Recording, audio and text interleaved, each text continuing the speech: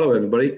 Welcome to Menorca Consciousness Group for this lovely interview, chat, discussion with Niko the medium regarding his new book. We'll be discussing his new book and all things spiritual, wavelengths, frequencies, vibrations, energy, trance, the altered states, higher self, etc., etc. So thank you so much for joining us.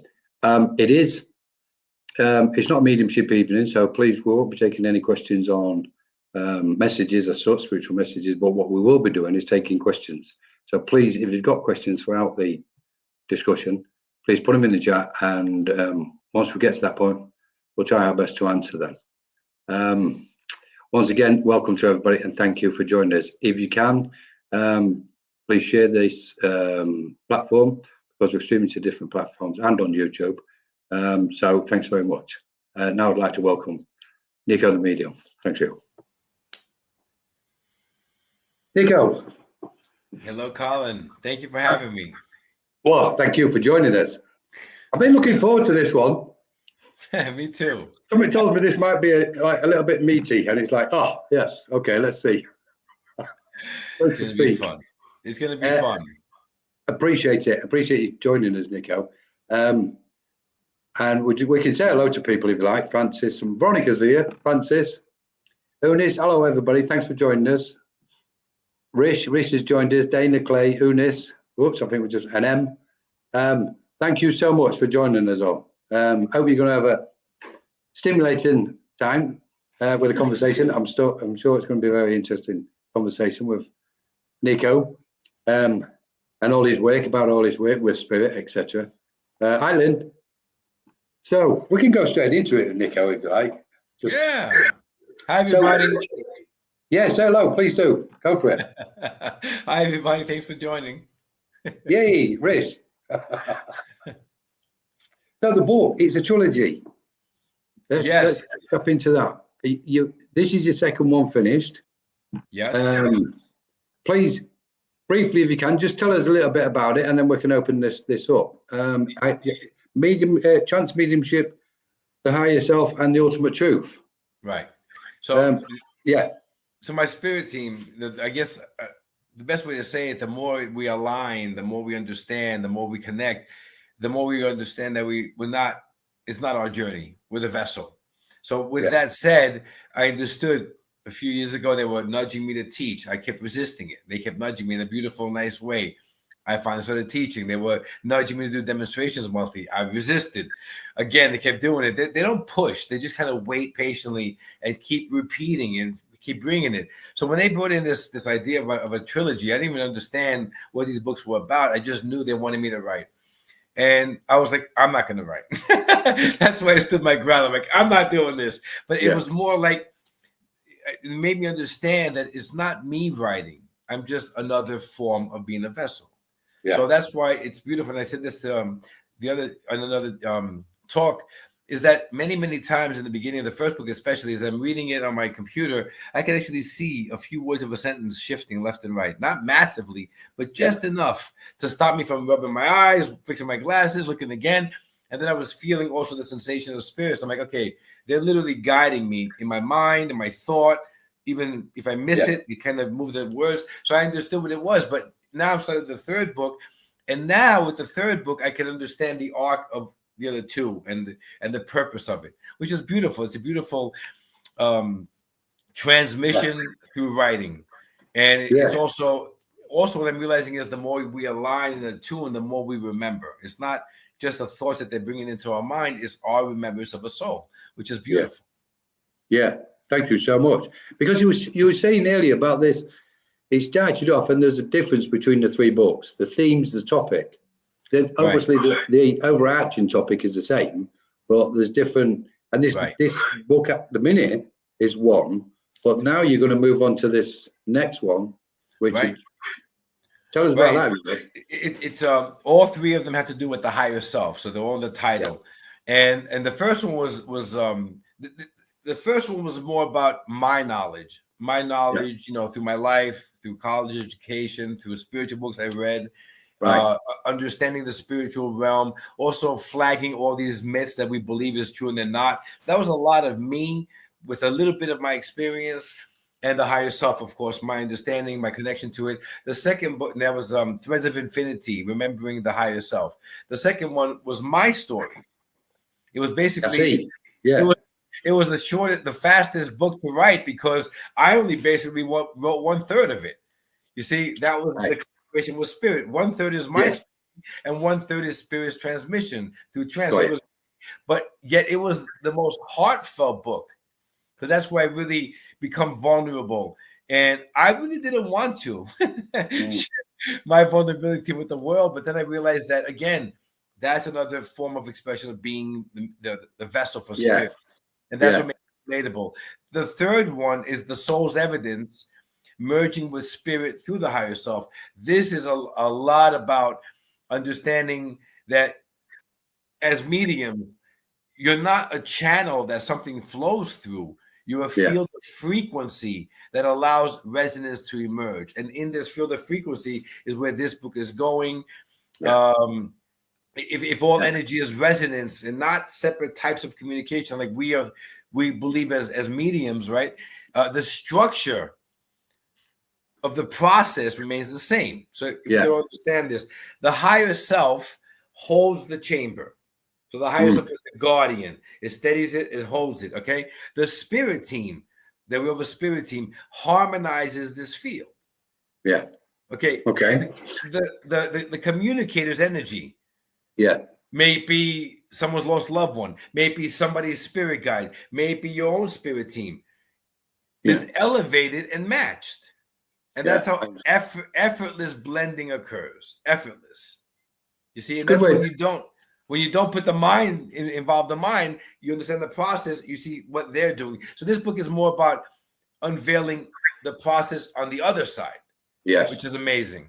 Brilliant stuff. Brilliant. Because I noticed in this present book, you've opened yourself up, and you use the word that there's a vulnerability coming off that book when you read it. Your vulnerability, part of your life when you're discussing your cousin Frank, etc., your grandfather, and that theme of Greece and New York, etc. Yeah. You know, and that's there's an honest authenticity what it just kind of manifests an instant respect for revealing vulnerability to the public. You know, I have a tendency when I write, I'm totally detached from the book. I try my hardest not to include Colin in any way, shape, or form.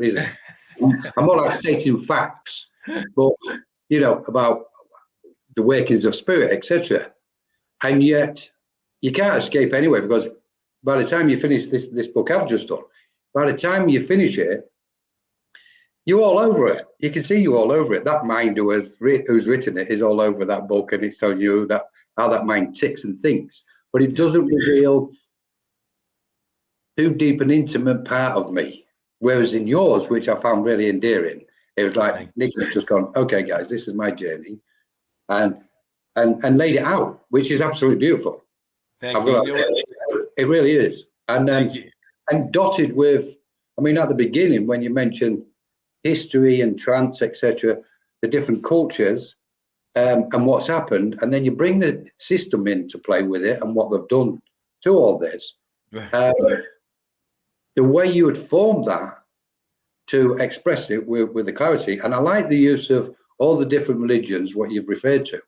That started pulling me in instantly, you know. And I thought, okay, this is, and there's, because I always think when we're writing a book, once spirit's in, there's a flow. Yeah. That stream of consciousness is flowing, and those particles of thoughts will just keep coming out and coming out and coming out.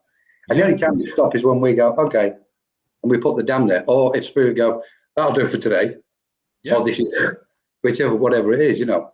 But it was the vulnerability I wanted to touch upon. So, and then looking at trance and the altered states, Niko, I am looking at you, but I'm not used to this camera angle. So it's okay. I'm looking down at you also. Imagine that as the place I'm looking down, my eyes are actually looking through here. Because the camera's we're trying to get rid of this foggy. I've got a bad foggy camera. Anyway, it's irrelevant. So the trance, obviously, let's get a grip with the present times then, because here we are. This explosion of spiritual energies occurring. We know this. We can go floating off with awakenings and cosmic awakenings, etc., which I like to anyway. But in this instance, what we're looking at is so many minds are trying to understand the details of how it works. Now, I think it's not because they want to understand the details, it's because they're just trying to find something. We had this conversation last night in the group. We create stepping stones in which to step onto in order to get to the source, instead of being the source. So the stones are not necessary. And we'll put another stone in front of us to step onto that. So they represent the knowledge and information in a way, you can like, I suppose. And I'm thinking, okay, all this is just a mass of details for everybody. The books, the talks, the groups, it works like this, it works like that, it works like that. And I think ultimately what's happening is everybody is just moving all the obstacles of their own awareness out the way. And so that just, the light just continuously continues to permeate and shine. Yeah. And in that light shining, then obviously we become more sensitive, we expand psychically, there's a psychic expansion going on.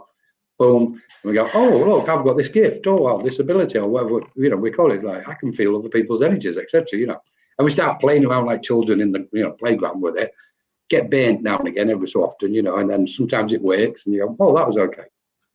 And I think what we're looking at is this shift in consciousness, which is transforming. It's like transforming everything, not just before our very eyes, but within us. And in that transformation, we somehow recognize those different layers or frequencies, what I call different layers and frequencies of the higher self, those waves of knowledge or consciousness or information, whatever we describe. So it's like we're just continuously transforming energy, and expansion is taking place at all times. So I just wanted, what do you think? Yeah, that's the resonance. Yeah, that I talk about, and what I think what's happening is that people's awareness is that they can feel this harmonic vibration, this melding of energy around them. We perceive it as sensations on the body. This is how the mind is interpreting it. But if we're gonna just unravel it and just let people understand this, our essence is not within the body. Only our breath of the essence is within the body. Our essence is our auric field. So when let's open this up. I'm going to follow Veronica's advice and put this on a box. What?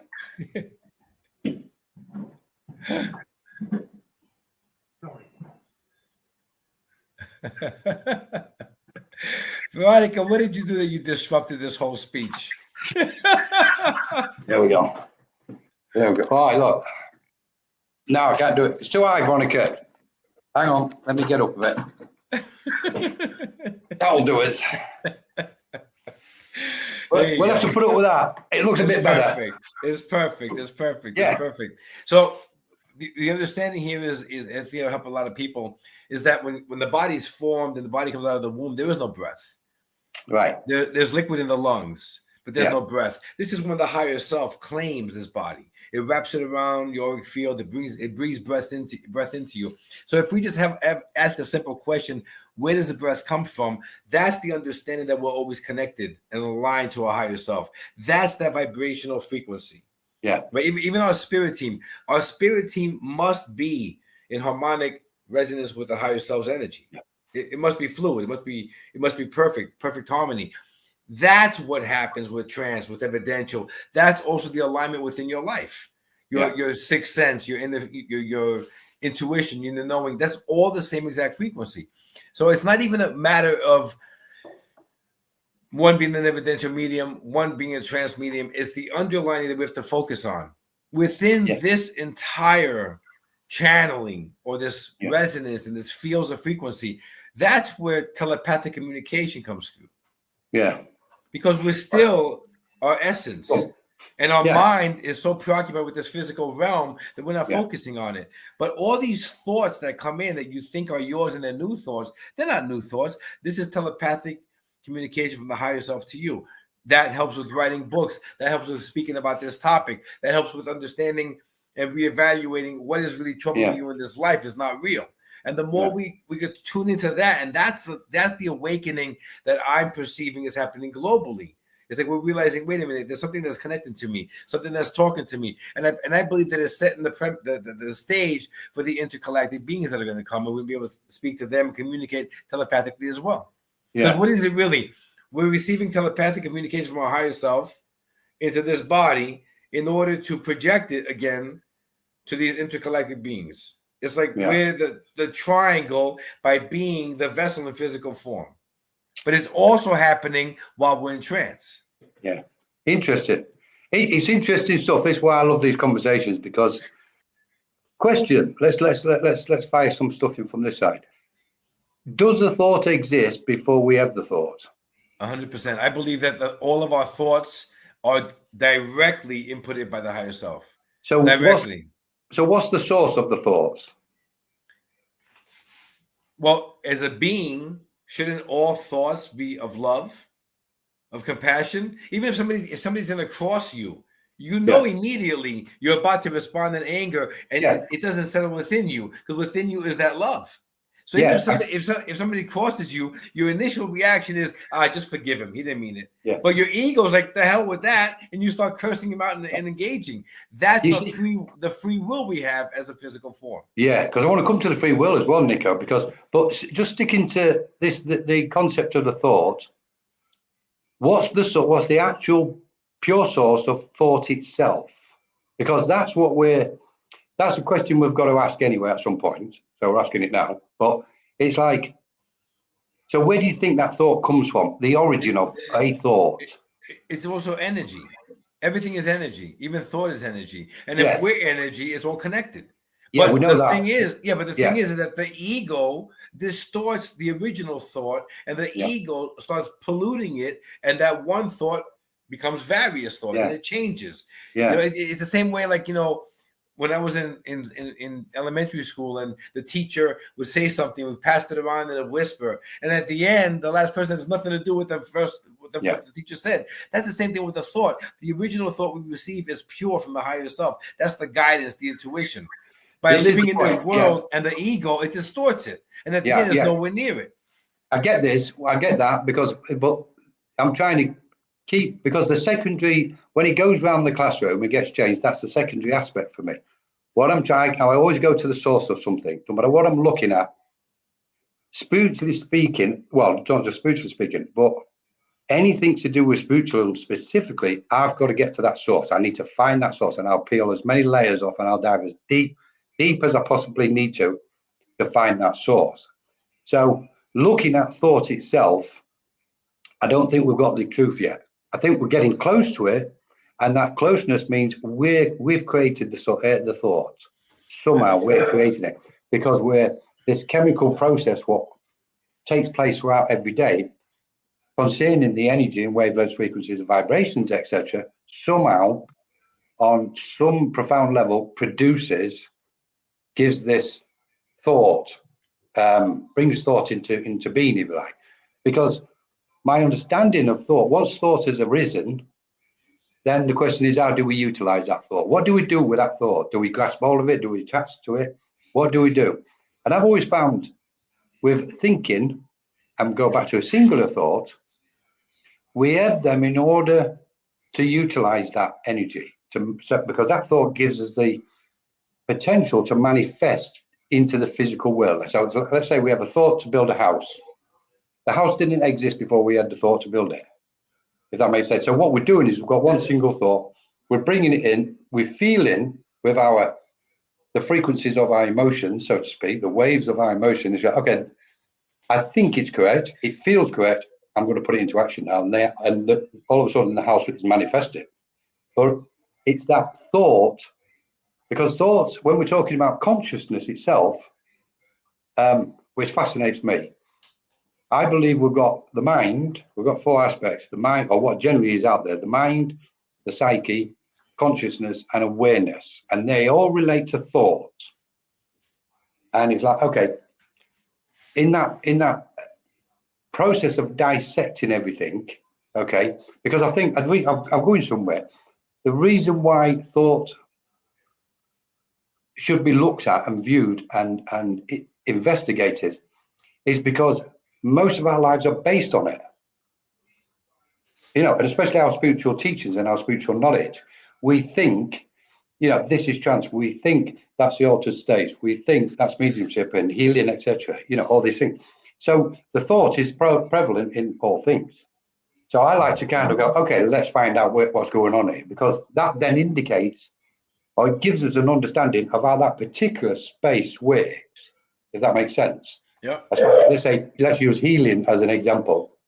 It tells us that by using thought energy, we can direct and send healing through the waves, through the ether, if you like, or through the etheric vacuum, towards somebody which they might get the benefit of and make them feel better. You know, so it's like thought is there. Everything we're doing. So I'm going to pause there because I think we're going to open this. If this is just going to keep opening. I think what it is the same exact way we approach any kind of mediumship, right? It's there. It's free. It's real. It's tangible. Yeah. But for humans, it's not enough to just accept it. We have to overanalyze it. And I think the thought is the same exact thing. We receive the thought. It's already part of that harmonic resonance. Yet our mind is too simple to receive it as is there. The same exact way our mind and our ego will not allow acceptance that this journey that we're on is physical form has already been viewed and lived ahead of time from our higher self. Because then it's like, well, wait a minute, what am I doing here? So I think that what happens is that because we are in the human body, in the human realm, our mind starts twisting and making one thought, one beautiful connection to essence into 15 different alternatives. And I think that's the same exact way with mediumship. If we just simplify it and just feel it, and remember, we're in essence first, we're not humans. If we're the consciousness of our higher self, living this physical form on the journey our higher self already dictated what's going to happen, just enjoy the ride. Don't try to get there faster. Don't try to change it, because that's when you stumble. And when you lose connection, that's when all the problems come in. And that's when we start analyzing the thought 15 different ways. Yeah, I understand. Yeah. I mean, I get exactly what you're saying. For me, it's about the singularity, because we know we're coming to the end of the age of the ego. That's very clear, because egos are flying all over the place on the planet at the minute. They want war over there. They want war over there. And anybody below them wants to fight each other. You know, it's like everybody's ego is getting treated.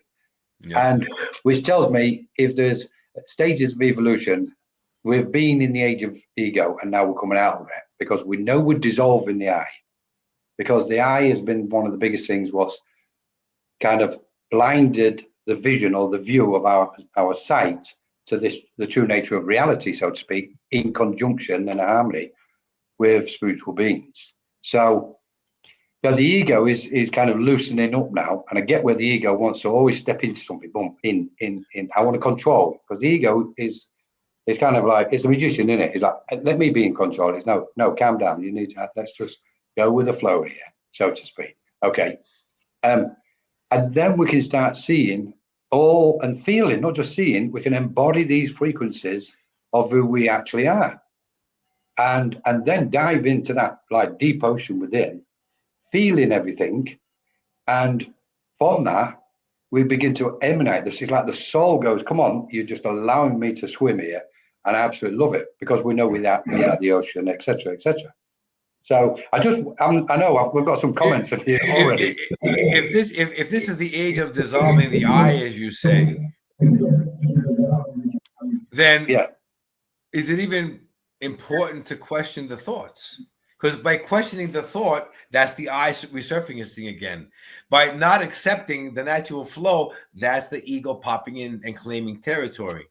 So I believe that as a spirit essence, we are energy. We are a frequency within physical form. Yeah.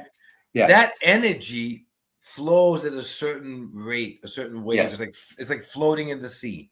Yeah. Right? If you float and you let the current take you, you're fine. Once your brain kicks in, Yeah. and you fear you're going to drown, or you're going to at least, subside. That's the same exact notion of living in this physical body. When you receive a thought, just understand where it's coming from. I don't believe we should overlook it or reevaluate it as a human, because then what happens is that we continue to view our existence through the lens of our physical form, not the lens of our higher self.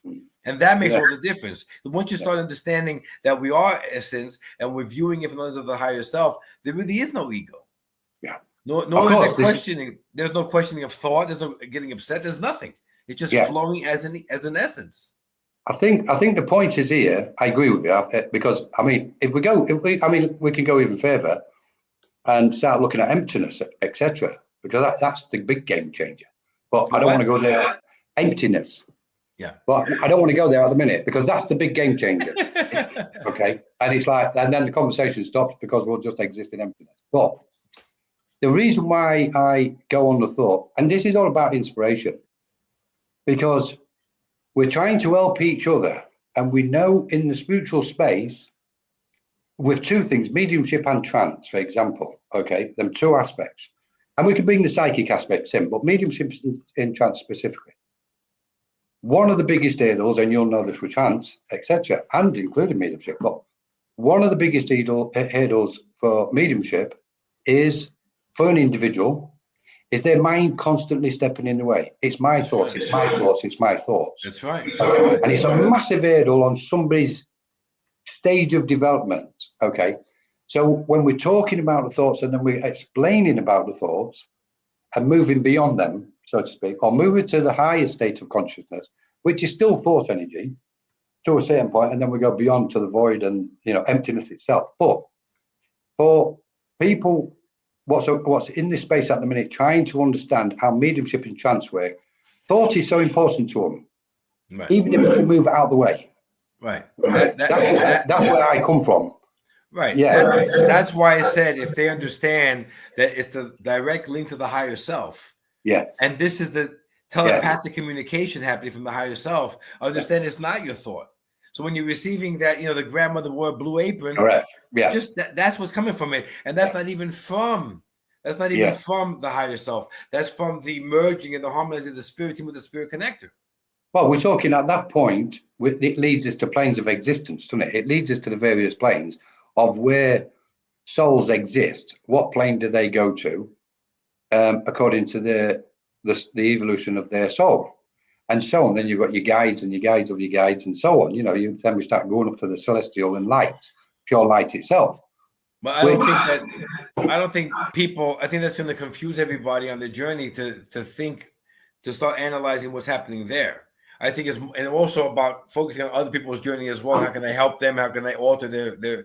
I think there's a lot of what happens on Earth is that we want to make sure that our children are on the right path, how we see it as the right path. Yeah. Or our friends should have the right job as we see this should be the right job. I think getting involved with everybody else on this earth and then getting involved with wondering what the souls are on that realm, you're losing sight of your own journey. Yeah, well, this is the art of it, isn't it? Is to make sure you don't. Right. That's the thing. That's without question. But as channels of this nature, you've written a book, you're leading people in a certain route by your words. So, but you're still maintaining your development, if you like, with spirit. The same here, the same as most people. Yeah. The thing is, there's already a lot of confusion in this space. And it's clear there is, because they're coming in out, people are coming in out of groups and circles, and they're going, well, that person says such and such about this topic, that person says such and such. Exactly. And my philosophy has always been, okay, this is why I don't read books. Be in it all. Let go of it all. Do the inner work. Go inside yourself. Exactly. But don't just sit inside your, just that next layer of your awareness. Go deeper into that. And if they can get into the stillness, because at that point of stillness, we develop a clear mind. A clear mind ripens, so to speak. And in that clarity is where we find spirit communicating with us. Exactly. Yeah, go on. I always tell my students that I'm just leading them to their awareness and to trust the spirit team as your teachers and understand that telepathic communication with the higher self as you're teaching. To sit there and dwell on whose teaching is right in this realm, it doesn't matter because that's just people's advice, you know? Correct. Yeah. No, but it's when they make a reference, because obviously, okay, we can say we're probably capable or competent enough to do our own thinking. But we know there's vulnerable minds out there what are looking for that clear guidance.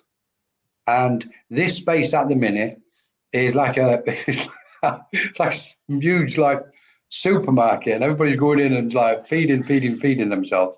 Some of them are probably quite sick on some occasions, I should imagine. But then they're saying, okay, I'm confused now because I've got all this stuff and I'm confused about which way it's like. And then what they've got to do is start emptying it. They've got to offload it. They've got to get healing. They've got to do some work on themselves in order to dissolve some of the stuff that's taken on. Now, I'm not saying that's wrong, because I think everything is in perfect order. I mean, as far as I'm concerned, the cosmos is perfect, and so is its order. The only reason why we think it's not in order is the density of our ordinary mundane mind thinking it, because it's full of so many thoughts. So there's a paradigm here going on. But I'd like to go now to if we can. In fact, shall we have some questions? Have a look at what's going on here. Absolutely. My last question is you just said that we get a lot of thoughts and we preconsume that we don't know which is what is truth. I think that's the same exact thing. And you just said that we can form our own thoughts. Yeah, of course. We're in physical form, we have ego. But if we're receiving the thought from the higher self and then we form our own thoughts, doesn't that equate to the same confusion we have on Earth with multiple thoughts and which teacher has the right teaching and what people are saying is the truth? It runs parallel to us in physical form.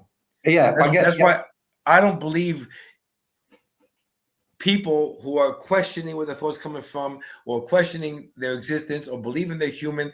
I don't think they're going to ever be able to align their ship, if you will, and stop stressing over the illusions of this realm. Yeah. If they keep believing they're separate. Yeah. If we understand that there's one thought, one essence, one breath coming through from your higher self to this physical form, nothing around you bothers you. Totally. You don't get caught up in anything. Yeah, because what we're doing here at this point, we're trying to encourage people to enter into that still state of awareness. That's the one. I mean, the big thing has always been for 30 years for me is stillness. Right. That's the message in the first book I wrote. I'm in stillness every day. Behind this is completely, it's a flat line. And I always encourage people to go there because I know the profound benefit of it. Yeah. And that's the doorway to the light. That's the doorway to not the light, because we are the light, but it's a doorway to those finer, purer vibrations of light. Stillness takes us to that space. Let's have a look at the chat, shall we? We'll just keep going. And that's the first book that I wrote. There we go. Veronica actually left. She had to go to her. Bless her. Is there a difference in the types of thoughts, with some coming from the physical brain, the ego, and spiritual thought, when we are tuned with higher selves and those thoughts flow through essence of spirit? What's your thoughts? Yeah, this is exactly what we're talking about all this time. The same way we think there's a separation of the physical realm and the spirit realm, I think there's the same thing with the thoughts, the ego, the existence. If we just remember that we are spirit in physical form, we're not human. Yeah, we're just experiencing a human existence as a spiritual being. When we remember that, all of these nuances and confusions dissipate because you are the thought, you are the breath of the higher self, and we have to honor that. And when we align to our existence, our physical life is a lot simpler. Very, very true. Agree with you. The thing with me, I don't believe that the brain has any thoughts, none whatsoever. I believe the body is like a vehicle, and the brain is like the engine in the vehicle, and the driver is our consciousness. So we step into that vehicle, and we switch the engine on, which is switch the brain on, and the neuro. Everything starts kicking into gear and the engine starts running. So the signals, electrical impulses, but I don't believe the brain has got anything to do with consciousness. Although I will say one thing on it. trying to find where consciousness is, or where, no, not where consciousness is, because that's expansive, but trying to locate where the consciousness abides on the physical body is an interesting concept, because some people believe it abides at the center point in the heart, while others believe it permeates the space of our physical, of our whole being. I believe in both. I think consciousness is at the center point of the heart, and that's what guides us, everybody with a heart, but it's not a permanent resident. So, but as far as the physical brain and the ego, it's like, for me, it's no, the brain's got no thoughts, it's just an electrical gadget. And the consciousness is that's our spirit, so to speak, or our consciousness stepping in and driving the vehicle. And so we know what happens. As soon as we step out of the car, we turn the engine off and we get out of the car. So, and then the brain stops, everything in the car stops. There's exactly the same thing as the physical body. When the spirit leaves the body, or the soul leaves the body just comes to a standstill. It's like, bye-bye, I'll be back later. Maybe I might pick a new body or new vehicle. I like how you said that the consciousness is the driver of the vehicle. That's exactly what I say. The higher self is the driver of this vessel. Yeah. Same exact thing. And I believe that the consciousness is outside. That's the auric field. Got you. Yeah, you see, well, it's like, if I was to say to you right now, this is why I wanted this conversation, Niko, because I wanted people to have different views. Yeah. When you say the consciousness is outside you, it's connected to your breath. Right, but where are you? If you imagine the present thought you're having, your consciousness, what you're thinking with at this moment, where is that located within you? Your essence is your breath. That's the same exact connector to spirit in trance for me, and the essence, and your auric field is part of you. So yes, again, of course, we see it from the outside. Even though those Greek Orthodox iconography, they had the auric field around the halo. We have seen, or people have seen, the light around you, the emanating. We understand it as right outside the body. Where is it on the inside? Who knows? Yeah. It's not just attaches. Maybe it's a little bit outside, a little bit inside. We're not certain. But I believe that that's how you sense spirit. Yeah. That's also your protector, your shield for, for awareness. So the consciousness, the awareness is that with the breath, or connected to that stream of consciousness. I don't believe that we are an individual consciousness in this body, because it's not our body. We're still connected to the higher self. So it's still coming in, is being fed through the higher self. And it ignites the auric field, and you breathe it. So I don't think it's one particular location. I think it's still a connection piece, my opinion. Interesting, because I want to zoom in on this a bit more to another frequency. Okay, so if me and you at this minute was to pause, slow our thought down, or slow our energy levels down, and imagine that location where we think from right now. My thinking, where I'm forming these words, is taking place somewhere in this vicinity inside me. Okay, because I can sense it. It's like, so that's the question. Do you sense it inside you, or do you sense it around you? I sense it as a vast field. No, I don't mean that, because I do.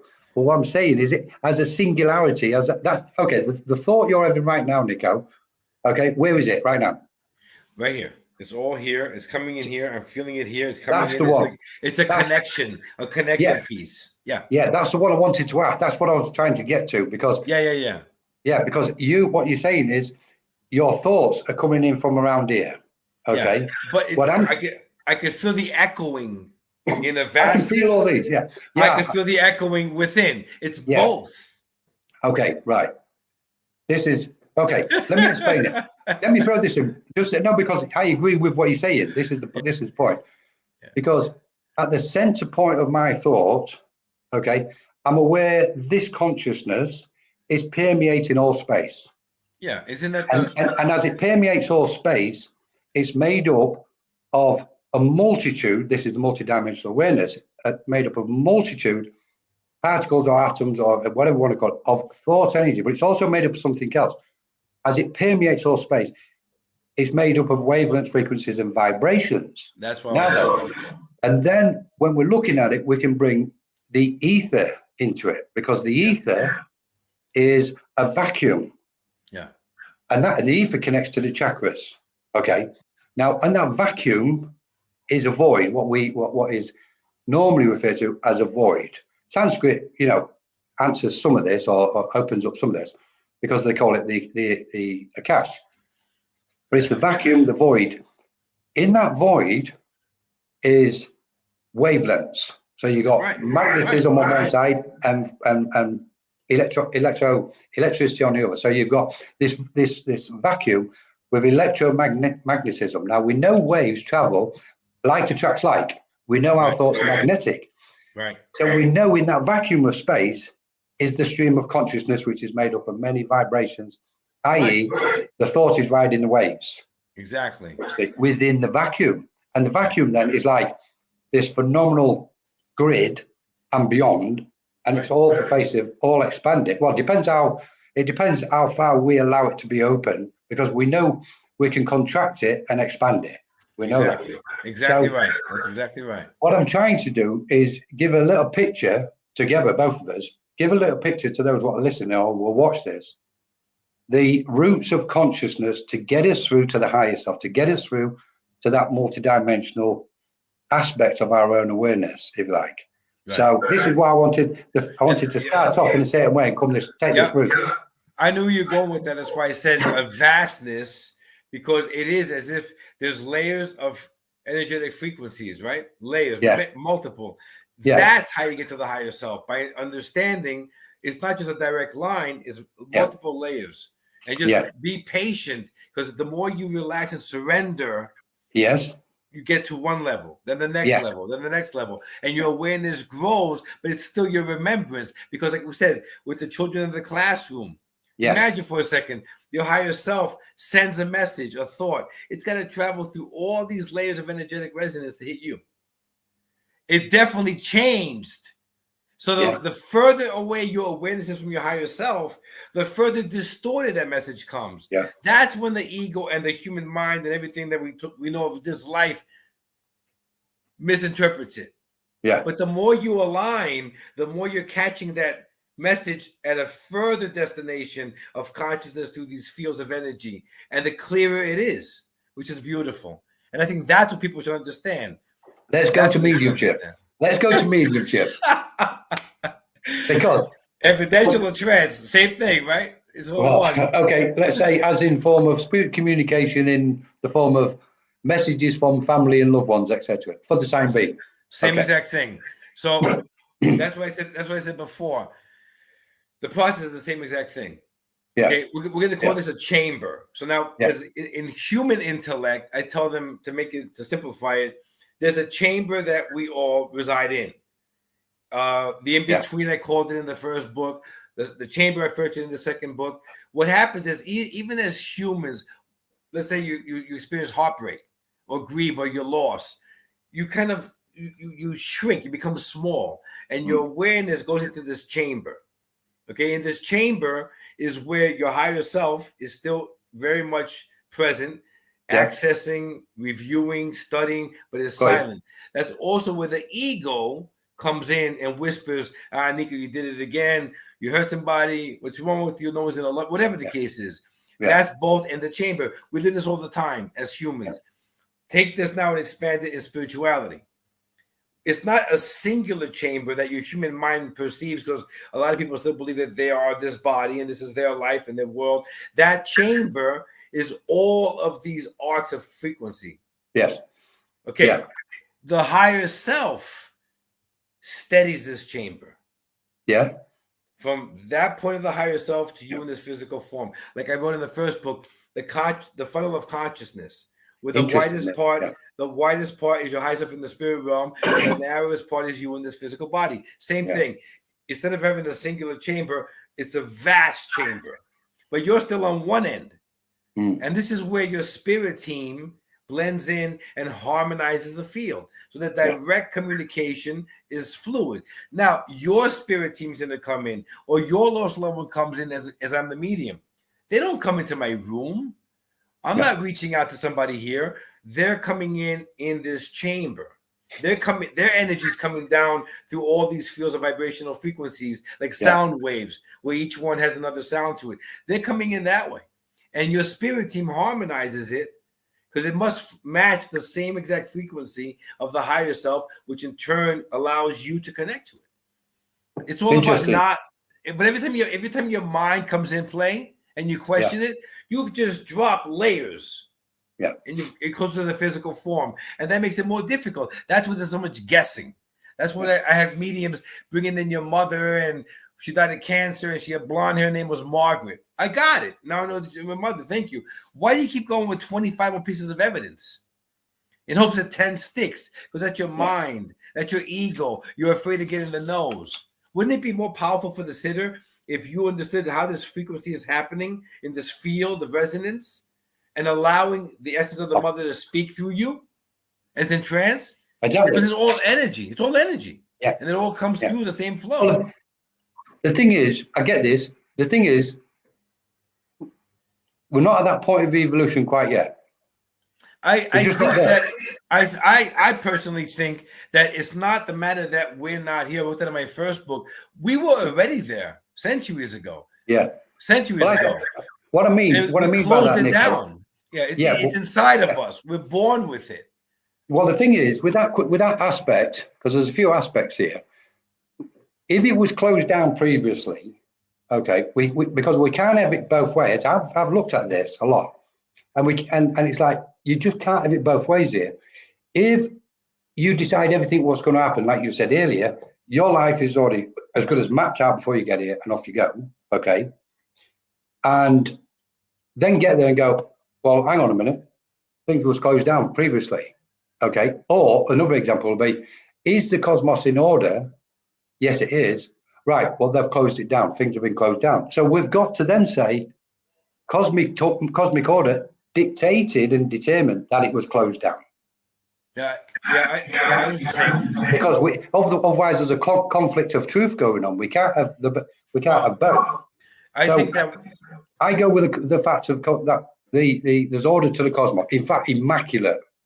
Yeah, perfect beyond our comprehension, to be honest. Just before we go on further, I want to come back to these layers and this kind of chamber, so to speak. Because I do get this one.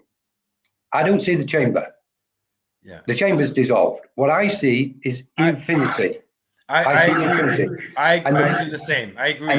And the question why, or the reason why, sorry, is because we know we're infinite beings. We're form without form. We're like formless forms of energy. You know, I mean, we get to a point where we use human language, lose the use of human language anyway. So we're without form. The only time we give something form is when our mind decides to create it. So it's like, I'm looking at Niko. Or does Niko really exist? Niko's looking at Colin in a physical form, the table, the computer. They're all appearances to our mind. So in effect, what we're looking at is the vastness of energy, filling the cosmos up without any cocoon or chamber. I get the auric field business, because I believe what happens with the auric field is the chakras, as vacuums of space, are constantly generating energy. Okay, and they're permeating. They're kind of like throwing energy out in all directions, all around us. And there lies our auric field, like, you know, them optic fiber lamps. You know, you open up and all the little and that's our receptive. That's where we transmit and receive as receptive. Exactly. I wrote that in my first book. That's our auric field. That's like on the fringes of our auric field. And when I say fringes, I'm cautious, because there are no fringes. We're just receptive beings in the emptiness of all things.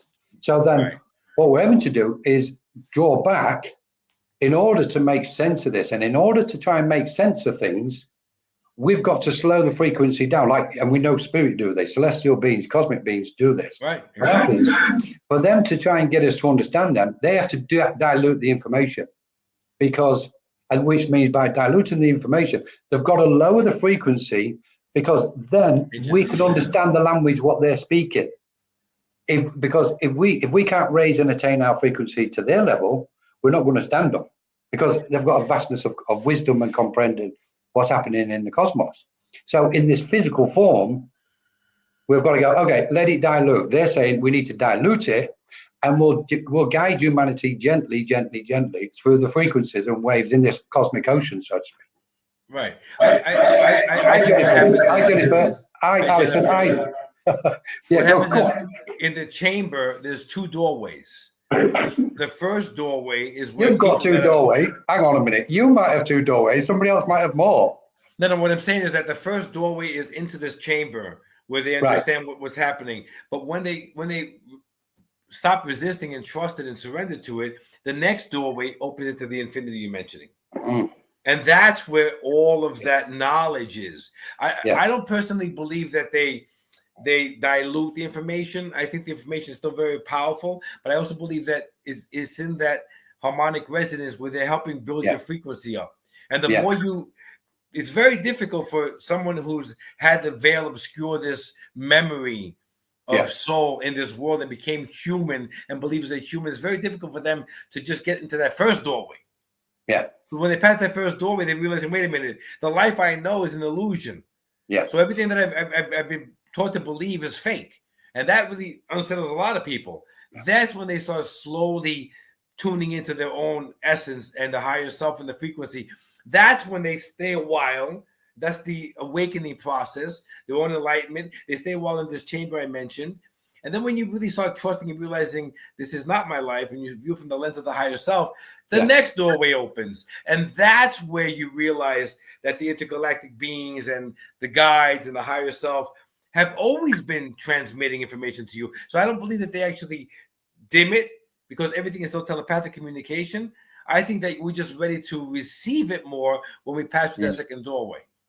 Let's go further, Niko. Come on. Let's do it. Let's go further. Right. So what we've got here is the doorways. Let's say the two doorways, okay? Right. Now, instantly my mind goes, okay, we're talking dimensions here. We're talking altered states of awareness, which then starts leading to the use of the word dimensions. 4th, 5th, 6th, and so on. Okay. So, and we can see that concept it's opening. And then we bring in telepathy, and we bring in this thing about cosmic beings diluting the information in order for the human mind to comprehend it. Now, there's two aspects here for me. One is when we're in how can the human mind comprehend if they're not even aware that they're receiving telepathic communication or information? Well, let me finish. We'll come back to that. So, because I'm obviously you can see I'm off the go. Right. I know. So, what we've got is when we start tripping onto cosmic beings diluting the information so that the human mind can comprehend it. Now, what we're looking at is we know the human mind works off a spectrum of frequencies, and in that spectrum, that spectrum is loads of the waves of consciousness and awareness. Right. So, and some are clearer and some are denser. We know this because we have higher and lower thoughts and feelings to match, so the emotional wave, etc. But I won't forget that for a minute. We'll go into those next dimensions, which means when we get to the point of cosmic beings and diluting the information for us, I believe the reason it takes place is because there isn't a language with them, or their language is resonant sound. It's sound and notes and colors, and that's trance. And that's where we're failing to pick up the signal, if there's a failure anyway, which I don't believe in failure, but that's where we're going to get to. We're going to get to that point where we're vibrating at the same note and chord. Right. And until we do, we're not going to comprehend what they're actually communicating to us. Exactly. Which then it takes us beyond language. I agree 100%. And that's why I believe trance is so vital. Yeah. Because when someone's in trance and they start understanding what's happening and they're focusing on the frequency, they also understand that there is no language in the spirit realm. So that same exact energetic frequency is tapping into your vocabulary, your mind, your words, your language, forming the thought, and then they speak. So if your guides are doing this, also this multidimensional beings are doing the same thing. Yes, correct. And not only are they receiving words to form thoughts that you speak, but they're leaving impressions and they're leaving information and they're leaving images. And that's why I believe when they do visit and it's worldwide known now because everybody visiting. There's not going to be speaking through language, it's through telepathic communication. Yeah. That same exact resonance. Yeah. And that's that second doorway I'm talking about. That's right. Absolutely. This is the whole point. It's like as they come closer, well, that merging takes place. Let's say we ascend, we move through the planes of our own awareness, through those frequencies of higher self. We match the resonance because they're coming. They have to come down a lot to get to us. We know this for a fact. But there's a point of resonance. And once some notes and chords and vibrations are fed through, right. The only reason why we put it into language is because it's got into a lower vibrational form that we can then use it. If we use our vocal cords, which then resonates, words and in fact, as we're talking now. So brilliant stuff. This is good stuff. It's like we're getting somewhere now. But it never dims. It's still the same exact punch, if you will, but we bring it down because we're human, that's right. In the human form. Exactly. I agree with you. Yeah, because go on. Sorry. No. Debbie Marshall has an interesting question. How can a deaf person such as myself hear those vibrations, or do we feel them? She's confused. Okay. Well, instantly, it's obvious. It's clear. You feel and sense them on one level, Debbie, but you actually do hear them on another level, because if you think of a medium such as not a clairsentient or clairvoyant, but a clairaudient, the clairaudient can hear voices because they're tapped into another frequency of their own consciousness, and on that other frequency of consciousness, you then potentially have the capacity to hear the voice of spirit or hear the voice of communication from wherever it's coming from. But I would say generally, you will sense the vibrations as it comes through and permeates your space through your physical and through your aura and etheric, etc., etc. So that's my take on it. So my question is, okay, I'm going to give you a little quick story here. I was in a deep trance state, and whatever was happening in the transmission, I wasn't paying attention, but I did hear one word, purgatory, and my chamber of awareness, another chamber now we're talking about, chamber of awareness, is as if I heard this word like ricocheting off the walls, and it was just going down a tunnel. Yeah. And then moments later, I felt like another sound coming through, inaudible chattering, and passing the same way. Because the brain always has to identify something, my brain identified it as inaudible chattering. Yeah. But what that was the sound of energy. But the sound of energy, the human mind doesn't understand it, doesn't remember it.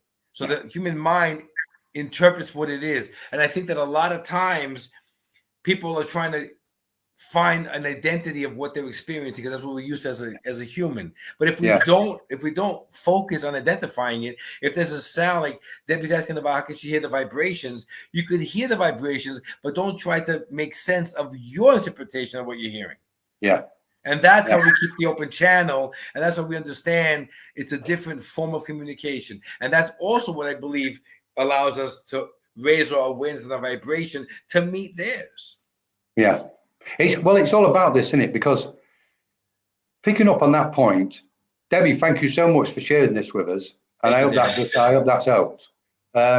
You do have the capacity to hear those vibrations if you go into that contemplative state, into the stillness is the one.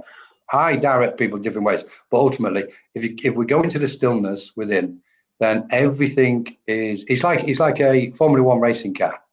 If you imagine it, it's in Monaco Grand Prix, the race is on, woof, the cars are flying by, you look at the wheel, it doesn't look like it's moving. Well, that stillness, the wheel looks completely still, but it's moving at such a rapid pace, our eyes don't always pick it up. Right. And that's like the stillness within our soul. It's moving to such a degree, but it feels still. We go into that stillness. In effect, what we're doing is we're tapping into extremely hypersensitive, fast frequencies of awareness.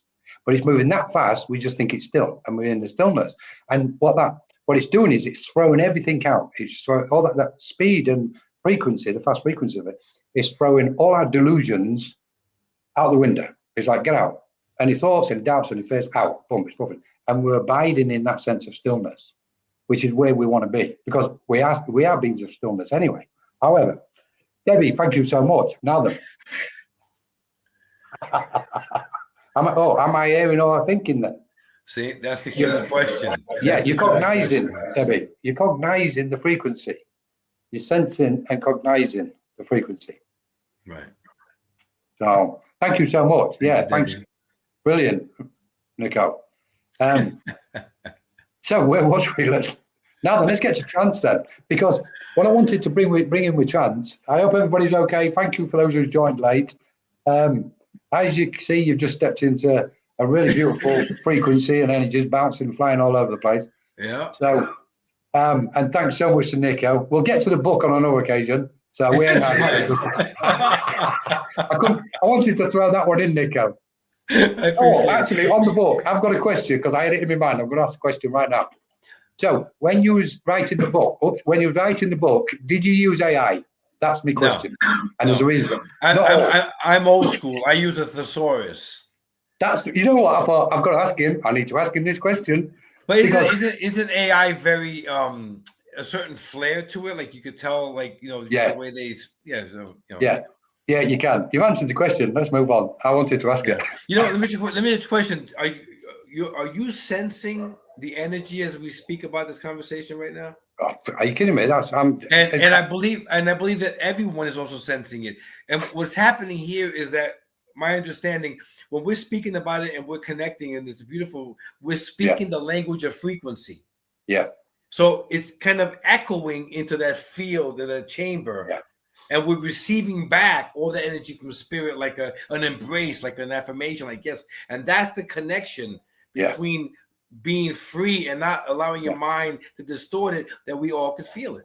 And through Zoom, we can still feel it. It's exactly. I totally agree, Nick. I'm pleased. I'm pleased you brought it up, because I think collectively what we're all doing here, we're like the catalyst, aren't we? Exactly. So we're the catalyst, and everybody what's with us at the minute, collectively, all of us together, we're changing the frequency and vibration of this environment, what we're in, and around wherever each one of us is. That's exactly right. And of course, we know there's a massive beings around us helping us ascend and lift these vibrations up. It's like stunning. I love it. I'm in that space. Yeah. Okay. Debbie Marshall is bouncing in here. Now, Francis, yes, I can feel it. Now, with that said, right? Yeah. When we're building this blend and it continues, right? Realize this now. How come so many mediums experience the same exact thing and it catches them by surprise? The reluctance to return. Well, when you say the reluctance to return, to come back to the third dimensional world. So if I'm in trance and I'm passing all those doors and I'm in this beautiful frequency in this zone, and it's time to come back, there's a resistance of my human awareness. Is a resistance. I don't want to go back, because it's just like and I was writing that, it's like you're taking you're threading yarn through the eye of a needle. It's got to be precision to come back, or like a helicopter landing exactly on the spot. But that's how dense the third dimensional realm is. Yeah. And we don't realize it as we're living it. It's through trance that you realize the difference in the realms by going through these different stages. And that's why I believe everybody should be doing trance on this earth. Well, what we're looking at here is we're talking about light and its magnetic attraction. Light is so beautiful. We don't want to leave it. If you look at the spiritual space, we can very clearly, safely say, confidently say, everybody in this space, globally, in the spiritual space, globally speaking, has been hypnotized by the light of spirit. And that's what's got all of us in. It's pulled us in whatever shape or form it is. If we might have had a specific experience, what kind of gets us thinking about things, psychic experience, somebody we've lost somebody, etc., or, an awakening, whatever level. But it's the light, it's magnetic. So every time we go to the light, we don't want to leave it. We just don't want to leave it, because we know, and this brings us to the dimensional stuff, Niko. I'm pleased you led us in this way, because we know the physical realm, we perceive it as dense state of matter, the 3D realm. Okay. What I believe is happening is as we're ascending and going for the shadow work, working on ourselves, and at the same time going into that stillness, going to that altered state, what you're referring to, with the ascension towards the fourth dimension is happening. That's what it is. I don't believe we can get to the fifth dimension, because a lot of people, obviously, I respect everybody, going fifth dimension, they're in the fifth dimension. It's like, well, guys, I think we need to sort the third one out first and the fourth one before we get to the fifth one. That's my opinion. You know, it's like, but however, what I'm saying quickly is we can't take the baggage with us into the fourth dimension. And it's almost like behind on a subtle level with your guides. You're reflecting this to people. It's like, come on, get inside yourself, because and go to that altered state, go into that place where you're describing so beautifully. And behind that is that truth. It's like, when you do that, you're going to let go of some of the stuff you're carrying on the planet. And then we can all start ascending up to the fourth. That's to the third and beyond, you know. We can't have this spiritual bypassing where we go, okay, I've got this knowledge, that knowledge, and that knowledge, and we don't do the work internally here. You know, because what we're doing is we're bringing a third dimensional garbage, or our mundane delusional minds and aspects of our delusions, into the fourth dimension, which is where the spirit is, and we go, okay, I'm a spiritualist, I'm a medium. And there's all these facets, what's not being transformed or healed within it. This is a fascinating area. I'm pulling back. That's fine. I love what you're saying. I think when we view it like we're going to the light, no offense, but I hear that from a lot of people too. It's more like it's an external journey somewhere. Yeah. How I perceive it is that we are a light. Hi, Emma. Thank you for joining us. Thank you, Emma. We're still part of that connection to the higher self. Yeah. So it's as if I have a candle and you have a candle, and we just merge the flames. That flame rises. Yeah. Right. So that connection in trance is my candle reconnecting, and that flame becoming even larger, more powerful. You see, and when you come back, that's why you don't want to come back, because now you know you're going to be a singular flame again within the third dimensional realm. Because I do believe that that deep trance state, the somnambulistic trance state, I think that is a reflection of that fifth dimensional realm. Okay. Because you're connecting and you're resonating at that kind of a level. Yeah. And I do believe that it's everyone's responsibility, either in trance or evidential, any spiritual awakening, to remember that you are that essence, because the third dimensional realms are going to change. Yeah. We living in it are going to change. Yeah, well, this is raised a point, isn't it? Because what's happening, if we look at the third dimensional reality, okay, and see it as a wave of energy, and we can see it as a spectrum made up of different frequencies, okay? So just to narrow it down to give some kind of reflective example. So let's say the third dimensional plane, or all planes, have got 7 frequencies to them. In this case, the third dimensional. So there's 7 frequencies, and our awareness can tap into any one of them frequencies, from higher to lower. Now, we know at the minute what's on the planet, and we can all agree with this, there's a lot of low vibrational energies in play at the minute. And then you got your middle ground, and then you got like higher up to the final frequency, all in that spectrum on this plane of existence. Right. I think what we're doing is we have chosen to come here to transform all that energy on all those frequencies.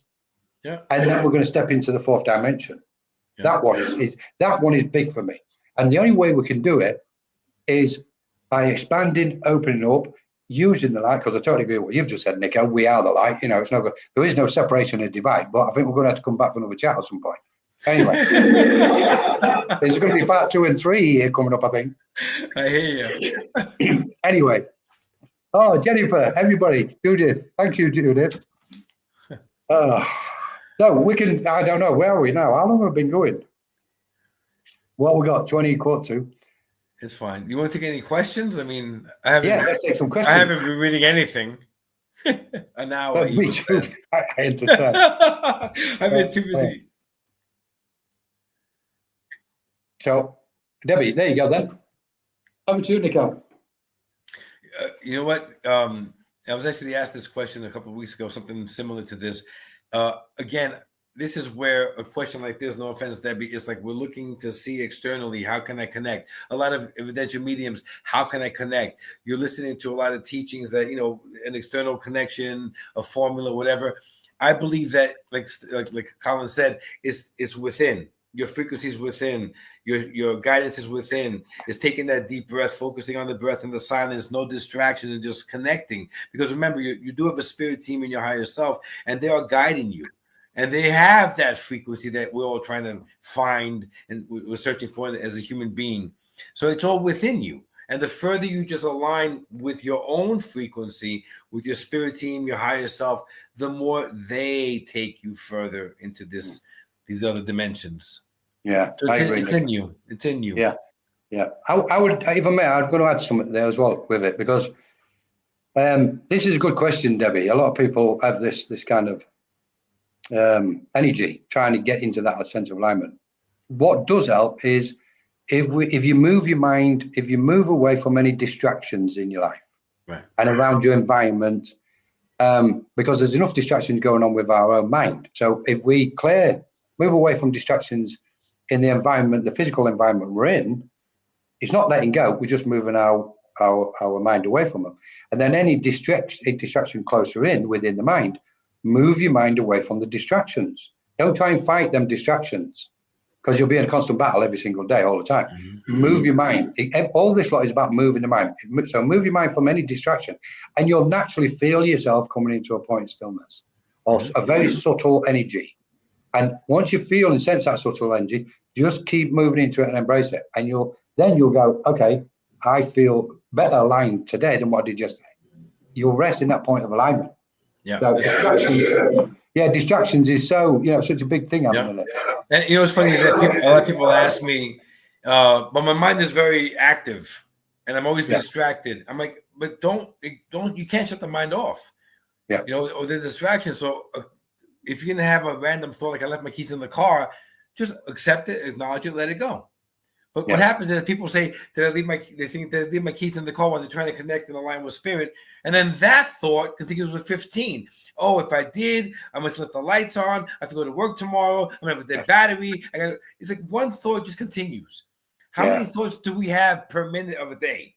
Massively, a lot of them. So if you just acknowledge, accept, and let it go, that keeps you on the line. And then you start training your mind to do that, and you're a lot more calm when you connect in this beautiful connection. Yeah, good point. Especially that word. It's like, this is all about training the mind. Not you don't have to be heavy and too disciplined on yourself, but you've got to set some intentions, have some kind of point of focus that you're going to go for it. And that's training your mind as well. That's exactly right. Brilliant stuff. So I wanted to come to Jennifer. Trance can feel dense, and I spotted one from Francis as well. Trance can feel dense too, like a weighted blanket. The power is palpable. I agree, Jennifer. Yeah. What's your thoughts, Niko? It's a different dense. It's a different dense. Let's open it up. The dense in this realm is totally different than the dense in trance. The way I describe that density you guys are talking about, it's where the energy that your consciousness is in, your awareness is in, this energy it's all around, and it's so powerful that by not understanding it or being new to it or just experiencing it and not having an identity of it, we feel it's dense. But it's not dense where it holds you and keeps you captive like the physical realm. It's powerful, but it's very, very expansive. It's like that's when you go through that other door and you just it's like you said earlier, the vastness. But there's a vastness of spirit intelligence and vibrational frequencies and levels of it. It can't really be dense like it is in this realm. We just feel it's dense, but it's never restraining. Where Earth is more like it restrains you, that density. You feel you can't breathe sometimes. That is a density which is liberating. I think a good point, because I think what we're looking at here, Jennifer, is this close proximity between trance and channeling, because trance in its own form has got a density, from my understanding, even though I agree with what you're saying, Niko, from my perspective. Yeah, there was that film, wasn't there? It was from my perspective. Who was it? With Jim Carrey or somebody? I don't know. You might have seen it. Anyway, so there is a density, and I'm not saying there's a density to trance, but we can sense a density to the energy as spirit draw close and move around us. That's connected to our own awareness, but it's almost like they're compressing the energy as they're coming close. Whereas for me, when I see channeling, the channeling aspect, directionally speaking, even though we've got to say they're coming in from all directions, generally speaking, directionally speaking, channeling takes place from the crown chakra, from above the crown chakra, where there's a descent by cosmic beings coming in, and there's a communication, but there's a communication, and the being, the cosmic being what's channeling, is not fully merged like they're fully merged in trance. So I can kind of get what you're saying, Jennifer. It's like we're transmitting from channeled beings, okay, through the top of the crown chakra. It comes in, whichever way it does, we can, argue over it, but and then we transmit it, then we speak it. Whereas trance, when they like envelope us with that, for so many reasons, the protective energy, all the guys, the doorkeepers present, everybody's present around us, and we will feel that compression sometimes when they draw close. And until we get past that, maybe this is where Nikos referring to, until we get past that point where we might step into a chamber of a certain point, because the mind eventually is going to move through that energy. But I 100% get where you're coming from, that dense feeling, Jonathan. I've experienced on so many occasions. I think also, like you said before, the levels of trance. If people aren't fully deep in it, that's where they can also experience the entering into a dense feel, and then it gets a little bit denser. It's like you have to get past it by letting the mind go, and then it gets like a feeling of dense, and then denser and denser, and then freedom. There's the more dense. That's right. And that's just funny. Yeah, because when I'm taking the trance course, what I normally do, I've got a scale from 0 to 10. It's the most basic. It's a line, boom, boom, boom, boom, boom, boom, 10 pieces. And I go, right, okay, here's your mind, here's spirit, the other side of that 10. As we progress each week and we're sitting, we're taking our awareness through each one of those sections. And each one of them sections represents like a vibration of awareness. Yeah. Or a frequency of our own consciousness, until we get to that point. And at that point where number 10 is, and spirit standing there behind it, waiting, going, keep going, because we've come all this way, we're here, and we're helping you come to it. And at that point, the final resistance takes place, boom, of that mind what's trying to get into track. And you go, right, let go of that, and then that's it. We've got the transition. Boom. Exactly. And then we've got spirit coming in. Absolutely love it. And that's what Judith said. Allow, not control. 100% right. You have to allow. Yes. Jenny Fuchs, allow, not control. This is the problem with the planet, isn't it, Judith? There's too much control going on. Elizabeth said trance all the way. I know. Jennifer, if you don't have any time, if you don't have an end time, you can still sit until the mind runs itself out and then fall into a deep state, since the mind has felt heard. Yeah. Wow, Jennifer. Yeah, brilliant stuff. Okay. I think we owe Eva an apology, because neither of us are looking at the camera. We're looking at each other. Sorry, Eva, we tried. Do you know what? It's like, just to explain to everybody, I've got a camera up there. So if you're wondering why my eyes are looking low, I'm actually looking directly at Neo. Neo. That's it. And the camera, I've got a camera there because I wanted to clear a picture. So I don't even know what picture you guys are seeing. Anyway, don't worry about the image. It's a conversation. I know. So, and Francis, thank you, Ava. You brought it up. Do we perceive? You read it, Niko, please, if you want. Do we perceive the stillness as still because its frequency is actually our natural state of vibration? Now, that's an interesting question, Francis, because Colin just mentioned something different, that frequency is vibrating at a very, very fast speed, that it seems still to us. Yeah. But yes, the serenity in that stillness is the frequency that you resonate with, that we resonate, and it's a remembrance. So there's a lot happening here. Yeah. It's this is what I was saying before about the reluctance to return, how a lot of people get very emotional when they really connect in that beautiful love and frequency. It's also the remembrance of your essence, that we come from this high vibrational frequency and of love. So it's both. It's the stillness that is going very fast, and we perceive it as still, and it is because it is our natural state of vibration, 100%. Yes. Oh, brilliant. Thank you, Francis. I've just reacted because I've just seen another post. Jennifer is just absolutely, she's just a wave of light. Yeah. How, Jennifer's asking the question. She said, yeah. Jennifer's saying, well, I'm trying not to be. I don't know what's going on, Jennifer. How about the love frequency? I saw that before that they popped it on. I think that the love frequency, I think that's what it is. I think that it's all connection of love. All dimensions, all realities, all higher selves within the spirit realm. It's all love. It all directly links back to the creator, which is love. Yeah. So, and I think this is why so many people struggle in this physical reality with love, because their ego is creating the perfect version that they wish to have. And yet, how can somebody love somebody else if they can't truly love themselves? And how do you truly love yourself? By connecting to that love frequency and that love of your essence. So yeah, definitely, that's key. Beautiful. Beautiful.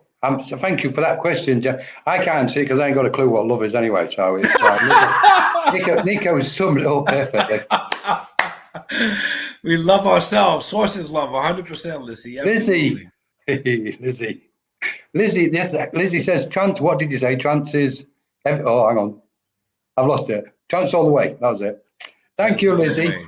We're going to get a tattoo. Let's get a tattoo, trance all the way. Yeah. We've got some absolutely, thank you to everybody, absolutely beautiful minds on here tonight. This is, guys, to say humbling is like ridiculous because I'm saying it off the top of my head, and I never want to use that word off the top of my head. But I'm just deeply appreciative of you guys coming on. You just all, everybody's like out there blasting away, isn't it? So in such an enlightened manner as well. Yeah. So I think we might be drawing too close here, Niko, from this one. Yeah. Absolutely. Allow not sources love.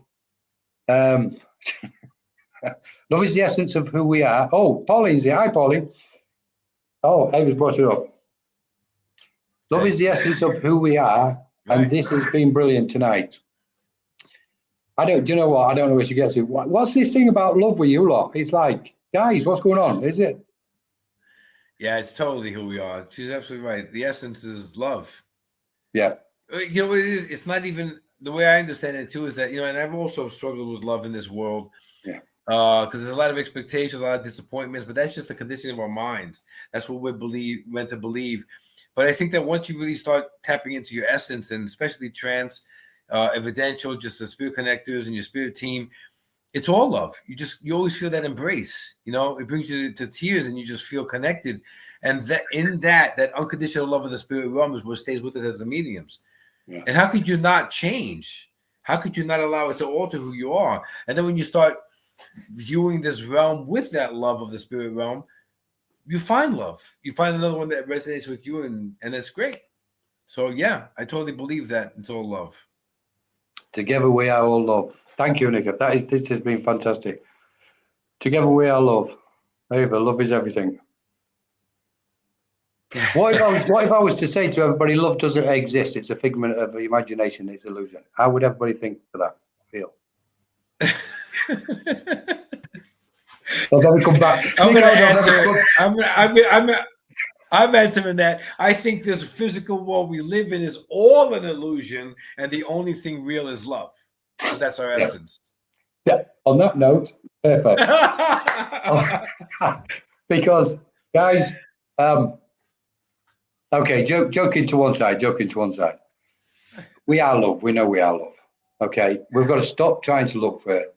Stop trying to send it. Stop all them secondary aspects. We are it, be it, and it will do its most. It will be able to flow at its most natural frequency and permeate out to where it's needed the most. And by turning our lights up, if we really want love to permeate the earth, we just turn our lights up a lot brighter. Keep turning it up. Peel those layers of garbage off. Turn that light. It will naturally expand and go out and permeate this plane of existence. That's my. I'm finishing on that because I'll start on. Love is the kerosene that keeps your light lit inside of you. Yeah. Oh, I would never use that one, Nico, because I've got the opposite one. That's burnt me a few times. The kerosene of love. And you see that in the physical mind, we perceive it as getting burned. Exactly. It's the parallel to the light within you. That's love. See that? Fascinating. It's true. Yeah. Thank you so much, everybody. Can you feel the love here? Very much, Vivian.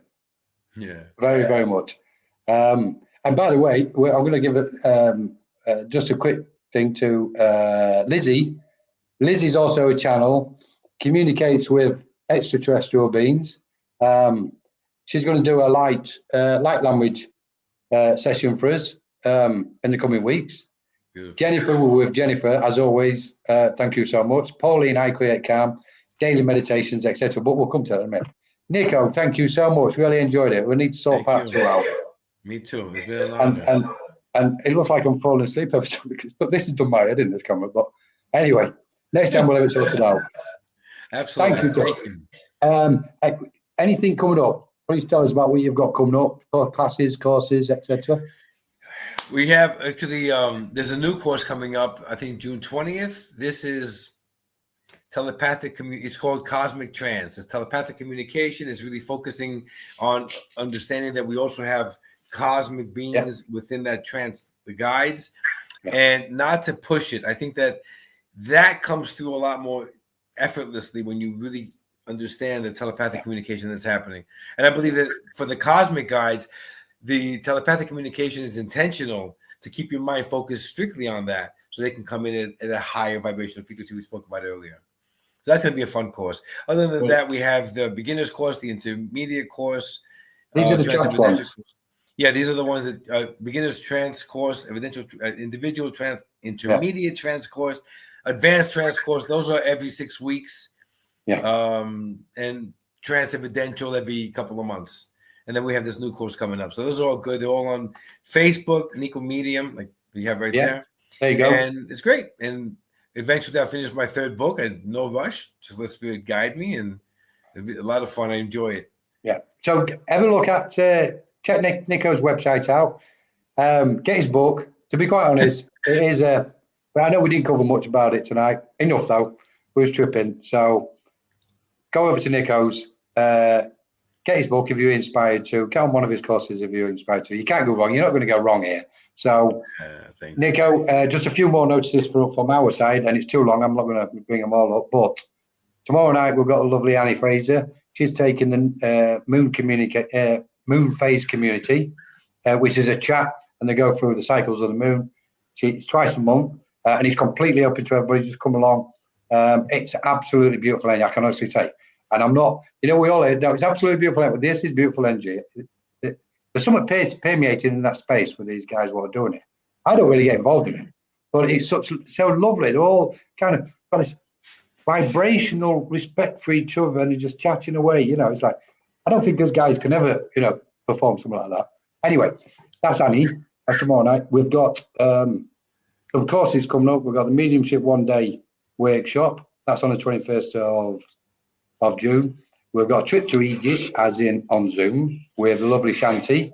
That's a workshop. It's a type workshop. It will be Thoth and the wisdom of the scribes, with a special journey to Amenti, i.e., I'll be leading meditation to the Akashic record. So please, if those are looking forward to it, if you want to jump on it. Be warned, because we'll be taking your heads off. So be prepared to go, fly to the moon, so to speak. And then we've also got a letting go retreat, 3 days, Friday evening it is, 27, 28, 29. At the end of the month, there it is, you can see it. We do go into a retreat mode. And it's a letting go retreat. So we look at the aspects, we dive in. And if you've got any traumas, fears, anxieties, anything, this is not shallow stuff, guys. If somebody said to us a few months ago, after 6 months, it went, I'm still reeling from it, Colin. It changed something within them. I never promote that. I don't know where that comes from. Anyway. And then finally, we've got the Kundalini. We're going to do a Kundalini, not so much activation, but it's looking like an activation. Again, that will be the 5th of July. That's on a Saturday. and we're doing it late because not late. We're doing it between 3 and 7. So both those in the UK and Europe and in America can attend at a reasonable time for everybody. And it is a Kundalini. If you're considering it, please, I'm going to add a word of caution. Again, we're not playing games. Spirit want everybody to start tripping, so we're going to start tripping people. You love the way I advertise our stuff, don't you? It's like, come on, bring it on, guys. You know, this is like, there's no gentle stuff on them ones. So Akashic Records and Kundalini is going to be sparked up totally, everybody. So, well, join us because we'll put in all the information out. Emma Reed, we've met her. Check all the rest out. Pauline, blah, blah. I know I'm going to forget somebody, and I'm really sorry. Francis is going to do a crystal board, crystal grid, and show us how to do it. That's it. If Spirit's just say, come on, we need a fag. So I've got to follow them. Spirit waiting to have a cigarette, so I need to go have one with them. So, and I'm sure you are, Niko. Are you still on them? No. A cigar here and there. A cigar here and there. Cigar here and there. You're lucky. You're lucky. Niko, thank you so much. It's been great. Thank you very much. It's been an honor and a pleasure. And thank you to your guides, especially, obviously, for bringing this beautiful energy into this space.